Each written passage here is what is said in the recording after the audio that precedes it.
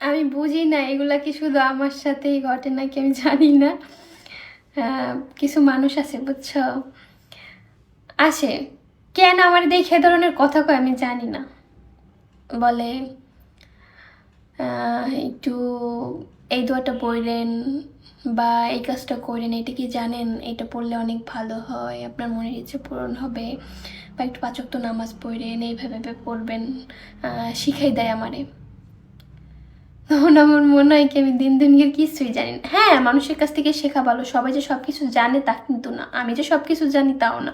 আমি খুবই নগণ্য একটা মানুষ, খুবই নগণ্য, আমি অনেক কিছু জানি না, অনেক কিছু মানে জানি না বললেই চলে। কিন্তু তারপরেও মানে কিছু সোজা সাপটা জিনিস থাকে না যেগুলো মানে সবাই জানে টুকটাক, এই টাইপের জিনিসগুলো যখন শিখাইতে আসে ইচ্ছাকৃতভাবে সাইদে সাইদে এসে জ্ঞান দেয়। হ্যাঁ, ইচ্ছাকৃতভাবে খোঁচা মাইরা জ্ঞান দেয়।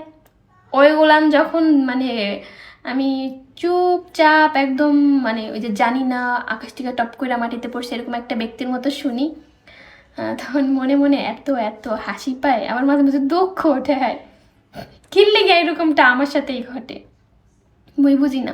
আবার আমার লগে যে কিছু পাবলিক চলে যারা আমার খুব কাছের, তাদের সাথে ওই জিনিসগুলো ঘটে। এখন তোমাদের সাথে কি এরকম কিছু ঘটে?